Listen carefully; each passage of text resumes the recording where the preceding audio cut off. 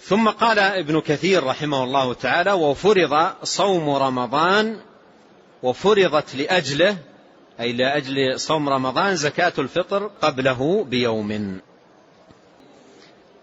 هنا ذكر رحمه الله تعالى فريضتين في السنة الثانية من الهجرة، وهي فريضة الصيام، صيام شهر رمضان، وصيامه ركن من أركان الإسلام، كما قال نبينا عليه الصلاة والسلام: بني الإسلام على 5: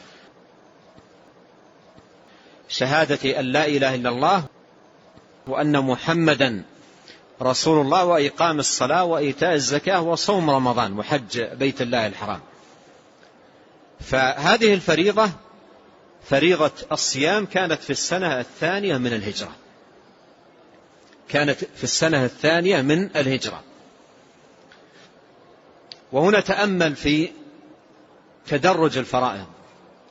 أول ما بعث عليه الصلاة والسلام لم يكن إلا التوحيد، لم يكن إلا التوحيد، الدعوة إلى توحيد الله وإخلاص العبادة له سبحانه وتعالى، والبراءة من الشرك ونبذ الأصنام والأوثان. فكان عليه الصلاة والسلام دعوته مقتصرة على ذلك: قولوا لا إله إلا الله تفلحوا، اعبدوا الله ولا تشركوا به شيئا، اعبدوا الله ما لكم من إله غيره. ولم تأتي فريضة الصلاة إلا بعد المبعث ب10 سنوات، فيكون أمضى 10 سنوات كاملات ليس هناك فريضة إلا التوحيد، إلا فريضة التوحيد. ثم الفريضة الثانية التي تلي التوحيد، فريضة الصلاة، جاءت في السنة 10 من المبعث، السنة الثانية 10 من المبعث. ثم يمضي عليه الصلاة والسلام 3 سنوات في مكة، وسنتين في المدينة، ثم تأتي ماذا؟ فريضة الصيام. وكذلك فريضة الزكاة على خلاف بين أهل العلم. الزكاة المكتوبة على قول لأهل العلم أنها مع الصيام في السنة الثانية من الهجرة، على خلاف بين أهل العلم في ذلك. ثم إلى السنة 9 من الهجرة تأتي فريضة الحج، تأتي فريضة الحج. وهذا إذا علمه المسلم وعرف هذا التدرج يدرك تماما مكانة التوحيد العظمى، وأنه الأساس الذي يبنى عليه دين الله سبحانه وتعالى. ولما لم يدرك بعض الناس هذه الحقيقة العظيمة الكبرى، أصبح يوجد من يحج ويستغيث بغير الله، يوجد من يحج ويستغيث بغير الله، حتى في أثناء الحج، حتى في عرفات، مع أن فريضة التوحيد هي أول ما بدأ به، وهي الأساس الذي يقوم عليه دين الله سبحانه وتعالى، الأساس الذي يقوم عليه دين الله. ولا يقبل من الإنسان أي طاعة، لا صلاة ولا صيام ولا حج ولا غيره، إذا لم يكن قائما على هذا الأصل العظيم، توحيد الله عز وجل وإخلاص الدين له سبحانه وتعالى. وقد قال الله في القرآن: ولقد أوحي إليك وإلى الذين من قبلك لئن أشركت ليحبطن عملك ولتكونن من الخاسرين بل الله فاعبد وكن من الشاكرين وما قدر الله حق قدره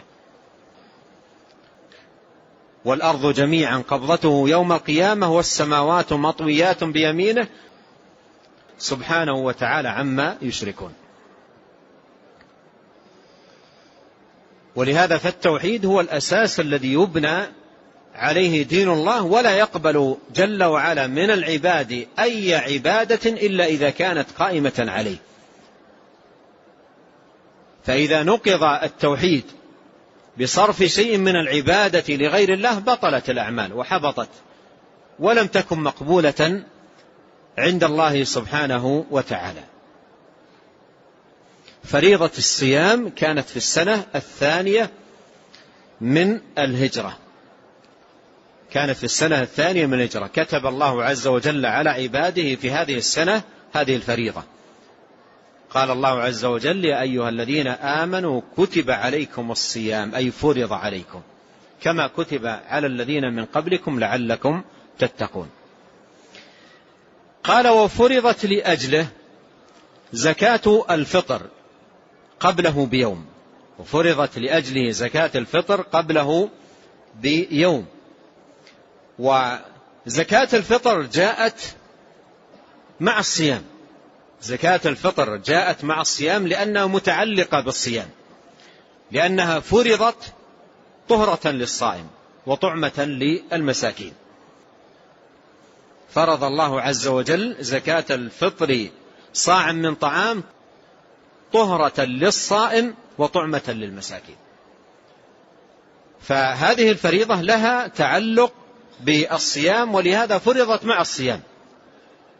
من حين بدأت هذه الفريضة، فريضة الصيام، في السنة الثانية من الهجرة، بدأت معها هذه الفريضة، فريضة زكاة الفطر، في السنة الثانية من الهجرة، لأنها فريضة متعلقة بطاعة الصيام.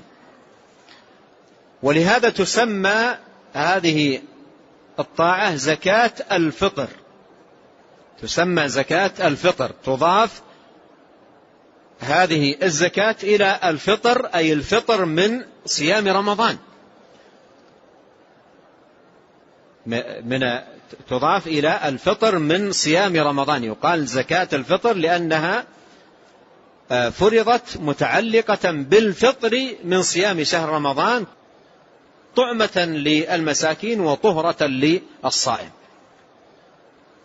طهرة له من ما قد يكون في صيامه من نقص أو لغو أو نحو ذلك، وطعمة للمساكين في نهاية هذه الطاعة العظيمة، وفي يوم العيد المبارك الذي يأتي على إثر هذه الطاعة. قال: وفرضت لأجله زكاة الفطر قبله بيوم.